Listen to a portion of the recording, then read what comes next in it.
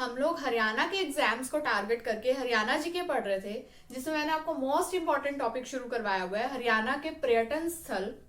तो हमने ऑलमोस्ट कुरुक्षेत्र के बारे में पढ़ लिया, ब्रह्म सरोवर देखने को मिलेगा, पेहोवा, यमुनानगर के बारे में हमने पढ़ा था, सूर्य कुंड, कपाल मोचन, कलेश्वर महादेव मठ। तो ये सारे कहाँ पर है? यमुनानगर में। अगर किसी ने प्रीवियस क्लास नहीं देखी है तो देख लेना, और इन क्लासेस को सीरियल वाइज ही देखना, तभी आपको नेक्स्ट क्लासेस समझ में आएंगी।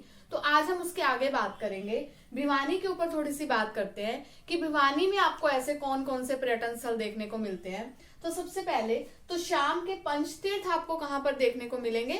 भिवानी में। भिवानी को तो शाम की पहाड़ियां, अब अगर पूछ लें, अब इसी में से ही क्वेश्चंस निकलते हैं, इन्हें ध्यान से सुनते हुए चलना। मैं बोर्ड पे हर चीज नहीं लिख पाती हूँ, तो इस क्लास के बाद जितना मैं करवाती हूँ उतना बुक में से जरूर पढ़ लेना, क्योंकि बुक में आपको और एक्स्ट्रा पॉइंट्स मिल जाएंगे। और अगर आपने चीजें सुनी होंगी तो बुक में से पढ़ना मुश्किल नहीं लगेगा। तो शाम की पहाड़ियां कहाँ पर हैं? भिवानी में, अगर डायरेक्ट क्वेश्चन पूछ लें। इसके अलावा तो शाम के पंचतीर्थ भी कहाँ पर है? भिवानी में। क्यों फेमस है भिवानी की तो शाम पहाड़ियां? पानी के 8 कुंड आपको यहाँ पर देखने को मिलेंगे। प्राचीन कुंड, क्या मान्यताएं मानी जाती हैं कि यहाँ पर सबसे जो प्राचीन कुंड है उन 8 में से, वो है पांडव तीर्थ। और पांडव को जब अज्ञातवास चल रहा था, उन्हें अज्ञातवास मिला था कि उन्हें छुप के रहना है, अदरवाइज उन्हें फिर से वो टाइम काटना पड़ेगा, तो वो 13 दिन के लिए यहाँ पर आके रुके थे।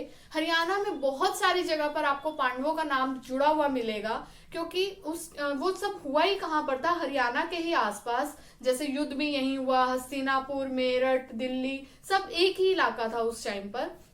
तो पांडव अज्ञातवास के टाइम माना जाता है कि यहाँ पर कितने दिन रुके थे? 13 दिन। नेक्स्ट अगर हम बात करें देवसर की, तो ये भी कहाँ पर है? भिवानी में। क्यों फेमस है? माँ दुर्गा के साक्षात प्रकट होने के यहाँ पे प्रमाण मिले थे। उसी के बाद यहाँ पर क्या बना था? दुर्गा माता का मंदिर बनाया गया था। जींद के ऊपर अगर हम बात कर लेते हैं, जींद क्यों फेमस है? यहीं पर आपको जामनी देखने को मिलता है। क्यों है? महर्षि जमदग्नि का प्रसिद्ध मंदिर है, इसे ही पुष्कर तीर्थ भी है। कि जमदग्नि कौन थे? परशुराम के पिताजी। माना जाता है उन्होंने बहुत गहरी तपस्या यहाँ पर की थी। रामराय तीर्थ आपको यहाँ पर देखने को मिलेगा। ये क्यों फेमस है? रामराय गांव में जो है रामराय तीर्थ है, और वो कहाँ पर है? जींद में। वनवास जाते हुए राम, लक्ष्मण और सीता यहाँ पर रुके थे। मतलब महाभारत से रिलेट किया जाए तब भी हमारी हरियाणा की पवित्र भूमि है। रामायण के भी यहाँ पर साक्ष्य देखने को मिले हैं। देन कुरुक्षेत्र रणभूमि का दक्षिण द्वार अगर पूछ ले, वो भी किसे कहा जाता है? रामराय तीर्थ को।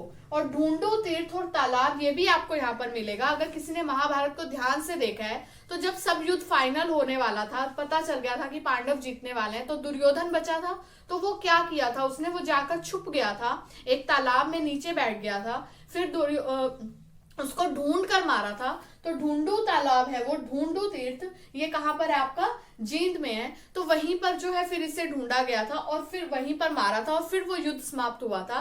क्योंकि एक भी अगर वो बच जाता तो युद्ध खत्म ना होता, तो ये वहीं जाकर छुपा था। अब युद्ध हो कहाँ रहा था? कुरुक्षेत्र में, और वो भागता हुआ आया कहाँ पर था? जींद में। नेक्स्ट अगर हम बात करते हैं बरा भी जींद में ही देखने को मिलेगा। ये भगवान विष्णु के 12 अवतार यहाँ पर देखने को मिले हैं। हटकेश्वर क्या है? हाट नामक गांव है, वहां पर है हटकेश्वर। क्या मान्यता है? महर्षि दधीची ने यहाँ पर 68 तीर्थों से जल मंगवाया था, फिर उसमें स्नान कर कर अपनी हड्डियों का दान किया था, व्रज दान। किसको? इंद्र देवता को।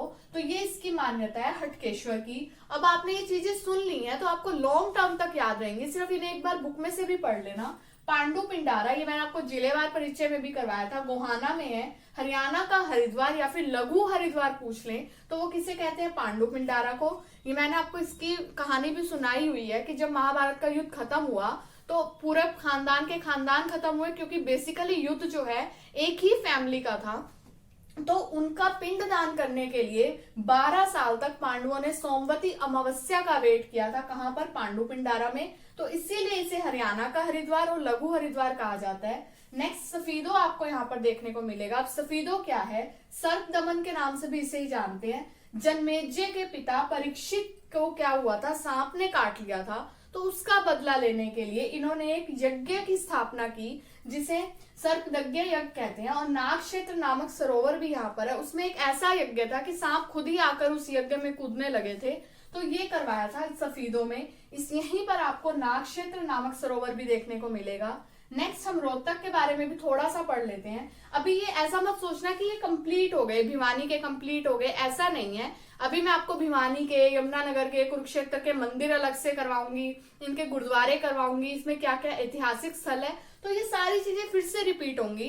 ये सिर्फ एक बेसिक अंडरस्टैंडिंग बनाने के लिए मैं कुछ पॉइंट्स बता रही हूँ। नेक्स्ट रोहतक के ऊपर बात कर ले तो अस्थल बोहर आपको यहाँ पर देखने को मिलेगा। बोहर गांव में है। क्या मिलते हैं यहाँ पर? कनफटे साधु मिलते हैं जो कि गोरखनाथ को अपना गुरु मानते हैं। और बाबा मस्तनाथ आयुर्वेदिक महाविद्यालय, ये भी पूछ लेते हैं, ये भी कहाँ पर है आपके? रोहतक में। नेक्स्ट गुरुद्वारा लाखन माजरा यहाँ पर है।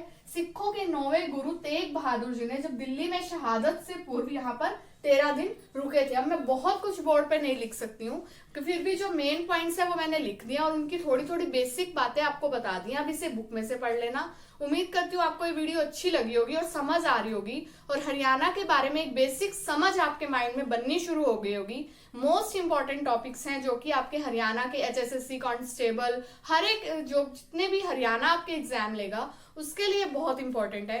तो अगर मेरी वीडियो अच्छी लगी है तो इसे लाइक जरूर करना, साथ ही मेरे चैनल को सब्सक्राइब करके बेल आइकन पर प्रेस कर लेना, बिकॉज आने वाली डेज में आपको आने वाली क्लासेस की अपडेट्स मिलती रहेंगी। एंड नोटिफिकेशन बटन पे जरूर प्रेस कर लेना। खुश रहो, हेल्दी रहो, and thank you so much for watching.